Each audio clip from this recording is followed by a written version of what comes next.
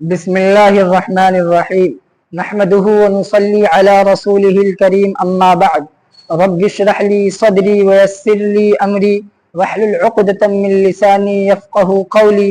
رب زدني علما رب زدني علما۔ میرے محترم ناظرین و سامعین کرام،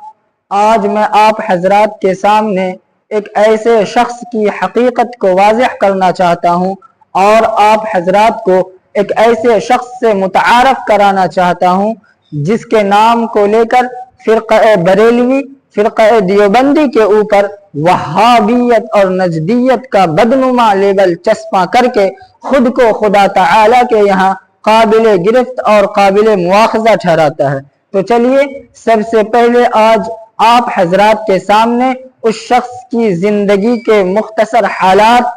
بیان کرتا ہوں اور آپ حضرات کو اس کے نام سے واقف کراتا ہوں۔ اس کا نام محمد تھا، والد کا نام عبد الوہاب اور دادے کا نام سلیمان تھا۔ اس کی کنیت ابو الحسین تھی اور اس کا تعلق قبیلہ بنو تمیم سے تھا۔ سن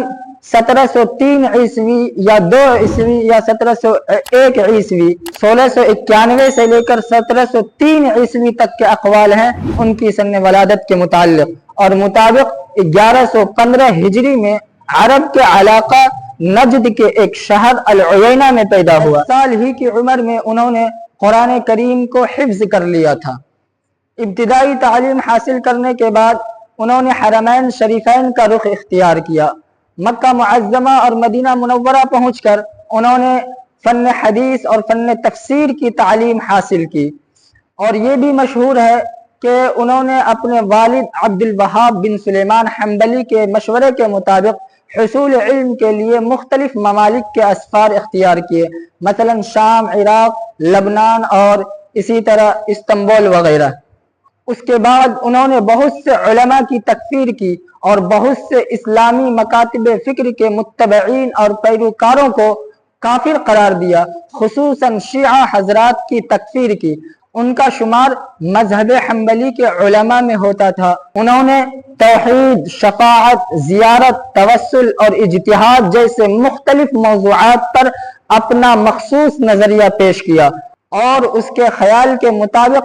دین میں اصلاحات اور شرک و بدعت کا مقابلہ کر کے اہل حدیث کو زندہ کیا اور عقل پسندی کی نفی کی، عقل پسندی کا انہوں نے انکار کیا۔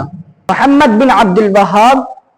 علامہ ابن تیمیہ اور علامہ ابن القیم جوزی رحمہم اللہ کے افکار و خیالات سے متاثر تھے اور اکثر مسائل میں انہی کی پیروی کرتے تھے۔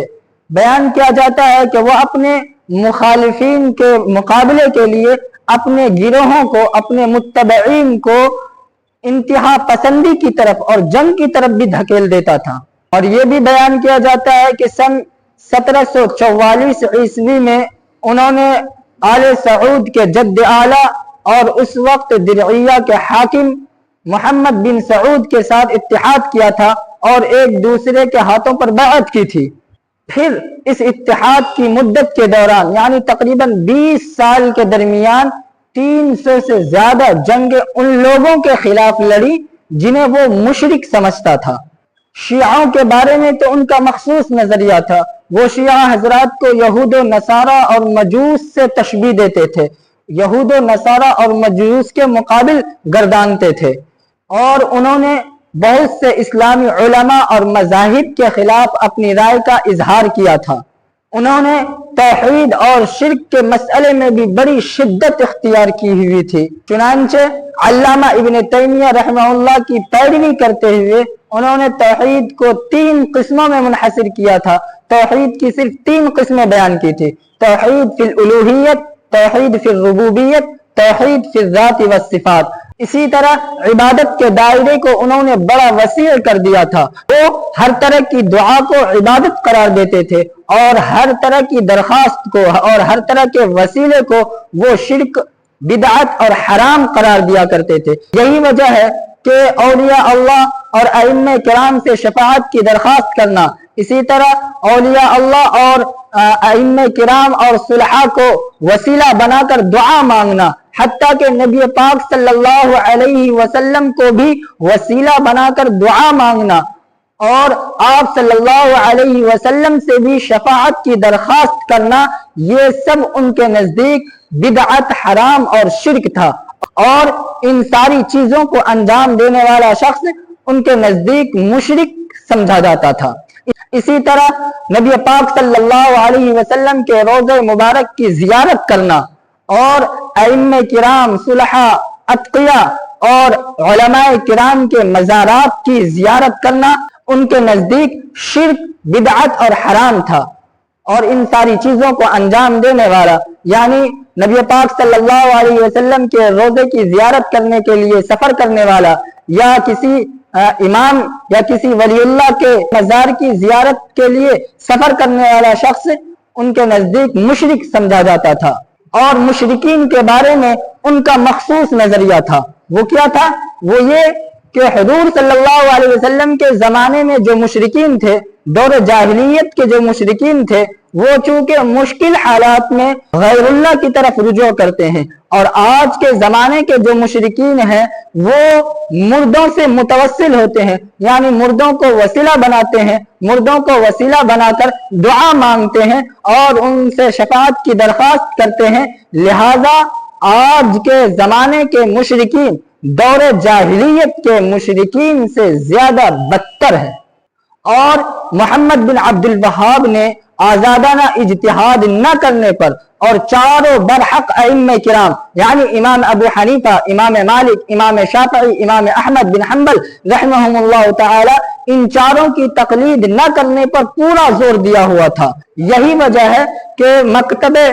حنبلی کے علاوہ تمام مکاتب سنی کی صریح مخالفت کی، اور انہوں نے صراحتاً اعلان کیا کہ اہل سنہ والجماعہ کے چاروں امام کی جو بھی بات قرآن و حدیث سے متصادم ہو یا قرآن و حدیث کے خلاف ہو، چاہے وہ اجماع سے ثابت ہو یا قیاس سے ثابت ہو، اس کو دیوار پر دے مارو۔ اور یہ بھی بیان کیا جاتا ہے کہ انہوں نے ہر اس شخص کو کافر قرار دے رکھا تھا جو اس کے عقائد، اس کے نظریات، اس کے افکار و خیالات کے خلاف ہو۔ چنانچہ انہوں نے بہت سے حنبلی علماء کی بھی تکفیر کر دی۔ اس کے نظریے کے مطابق اسلامی حکمراں خواہ وہ طاقت کے بلبوتے ہی پر اقتدار پر کیوں نہ آیا ہو، اس کو پورا اختیار حاصل ہوگا، اور ہر مسلمان پر اس کی اطاعت، اس کی پیروی واجب اور لازم ہوگی۔ اسی طرح اس کے نظریے کے مطابق اگر معاشرے سے بدعات و خرافات کا خاتمہ نرمی اور رواداری سے نہ ہو تو پھر جنگ کے ذریعے، اسلحہ کے ذریعے اور مسلح افواج کے ذریعے بدعات و خرافات اور رسومات کا معاشرے سے خاتمہ کیا جائے گا۔ اور اس نے مختلف کتابیں بھی لکھی ہے، ان میں سے اکثر کتابیں چھوٹی اور مختصر ہوا کرتی تھی، مثلا کتاب التوحید، الاصول الثلاثہ، القواعد الاربع وغیرہ، اور ان کی ساری کتابیں علمی لحاظ سے، علمی اعتبار سے ضعیف اور کمزور سمجھی جاتی تھی۔ ظاہر سی بات ہے ان سارے عقائد اور ان سارے آراء کو سن کر آپ حضرات بھی ان کی علمی لیاقت کا بخوبی اندازہ لگا سکتے ہیں۔ بالآخر 1206 ہجری اور 1792 یا 93 یا 91 عیسوی میں 88 یا 89 یا 92 سال کی عمر میں علی اختلاف الاقوال اس دار فانی سے دار بقا کی طرف کوچ کر گئے۔ انا للہ و انا الیہ راجعون۔ تو ناظرین، یہ تھے محمد بن عبد الوہاب کی شخصیت اور اس کی زندگی کے مختصر حالات۔ اب رہی یہ بات کہ بریلوی حضرات جو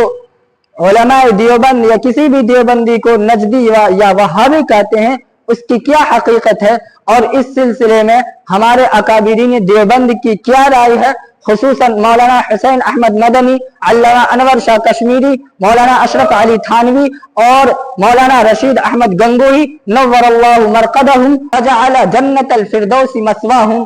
ان سارے علماء کرام کی کیا رائے ہے، اور محمد بن عبد الوہاب کی شخصیت کے متعلق ان اکابرین دیوبند کا کیا کہنا ہے، ان ساری چیزوں کو انشاءاللہ اگلی ویڈیو میں آپ کے سامنے پیش کروں گا۔